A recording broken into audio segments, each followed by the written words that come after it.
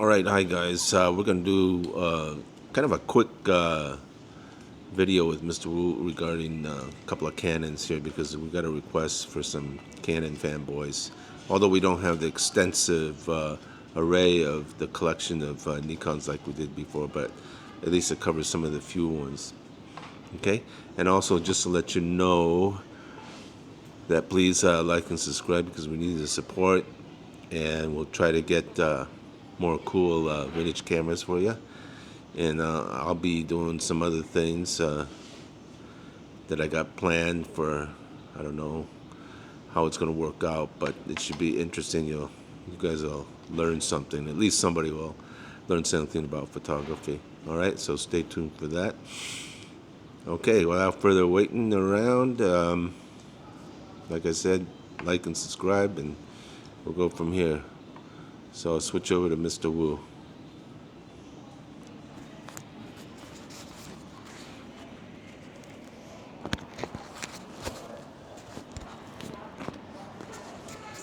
Yep. Okay, what do we got? Okay, today we do the Canon EF.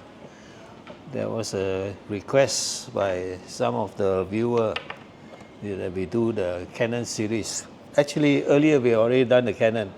The only camera I did not feature was the Canon F1 because I haven't got hold of one yet. So today I will do a more detailed one on the Canon EF. So this was produced in 1973.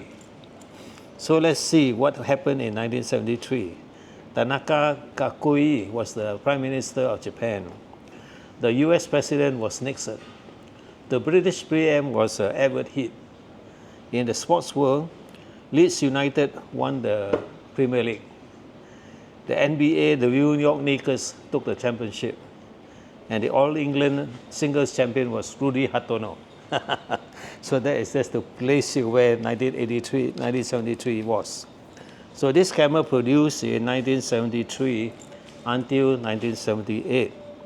For Canon, this was the first SLR camera with electronic shutter control, with auto exposure, shutter speed priority. So you set shutter speed, you leave the lens on auto, the camera will select the proper aperture. Now, during that time, earlier in 68, the Konica Auto Reflex T was also the SLR camera with shutter speed priority. A little bit later, 72, yeah.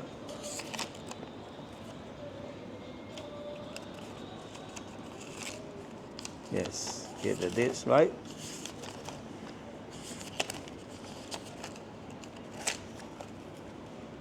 Yeah.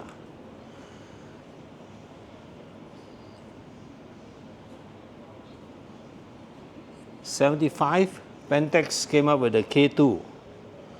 Then there was Electro Sportmatic by Pentax in '71.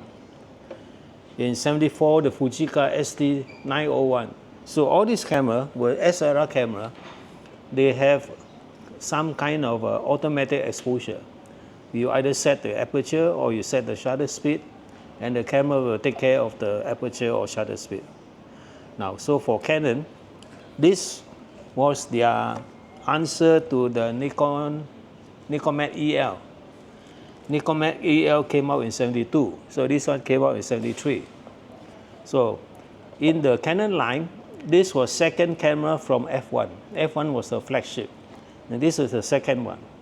Built as strong as the F1. Only thing it didn't have was the prism cannot be taken out. There is no changeable focusing screen, and you cannot put a motor. But so it's just standalone, but it's a hefty camera. So for size comparison, let me take the Nicomet EL, and you can see it's about the same, slightly bigger. So same class, built like a tank. Now, like most of the Canon camera, it uses a bridge lock lens mount. So this is the old bridge lock with a silver ring. their concept is the lens never move at all. When you change lens, you turn this collar and you lift it up.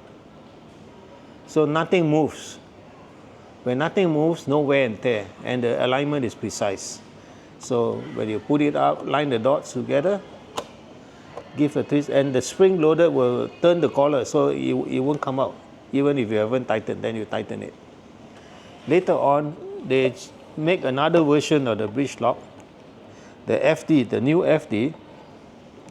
Here, apparently, the lens turn like a bayonet, but actually, the inside don't turn. Only the outer shell. The outer shell turn. The internal don't move. So it's still a bridge lock. So that was the idea. So no wear and tear. Very precise. Then from the metering cell, they changed from CDS to silicon photodiode. CDS cell have one problem. When they measure light from a low light to bright light, the needle, the cell takes some time to respond. So you cannot take immediate reading. You got to wait a while for the needle to settle down before you take the reading. With silicon blue cell, the response is immediate. So they changed to silicon blue cell. Now this is the only Canon film camera before the EOS that uses a metal shutter. So they got a copper shutter.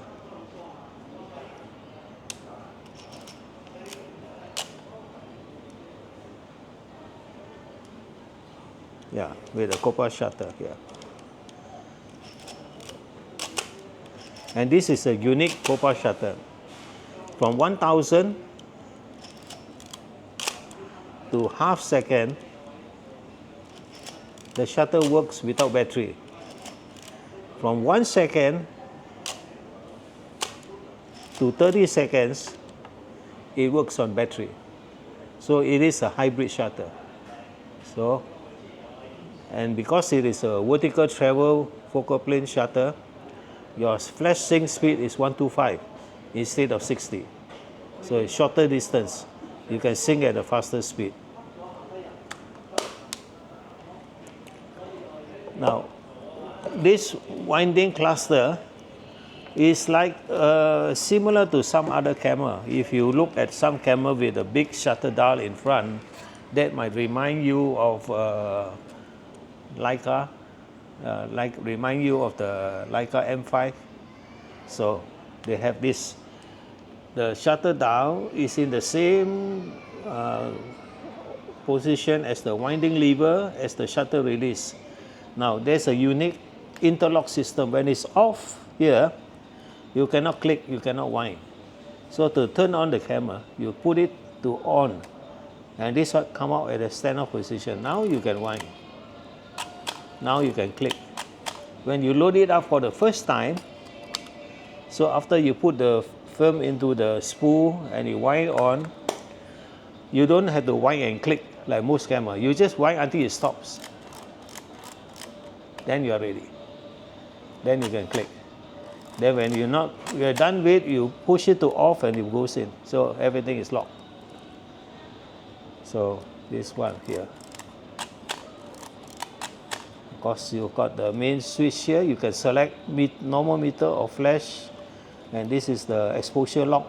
You want to lock the reading. So inside, the early version had a micro prism screen. The later version, they put in a split image with the micro prism. So this is the later one.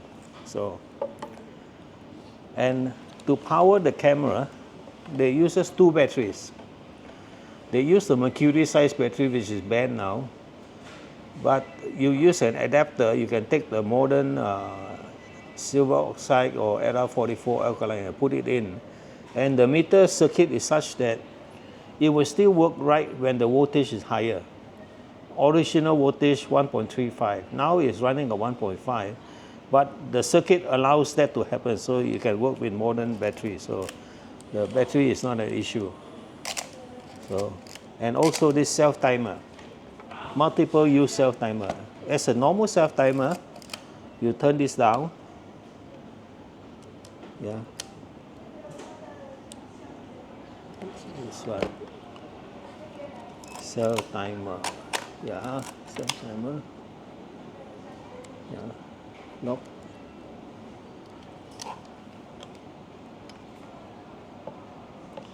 Yeah, maybe a long time I didn't use it, so yeah, you can use a self timer, but you also push this in here, it stops down the lens, and if you push in and pull it up, it become a mirror lock. So it's a multi-function thing. The same system as in a Canon F1. So you have that here, multiple one.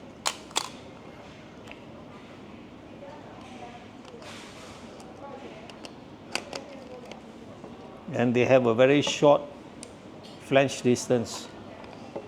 So you have FD lenses, quite plentiful, and the quality is pretty good. Excuse me. So there you are, Canon F1. Wow, fantastic. Yeah. All right, you guys. All right, you Canon fellas. Now you got something to chew on. All right. Thanks a lot, Mr. Wu. Bye. See you Bye. again. Bye. Bye. Bye.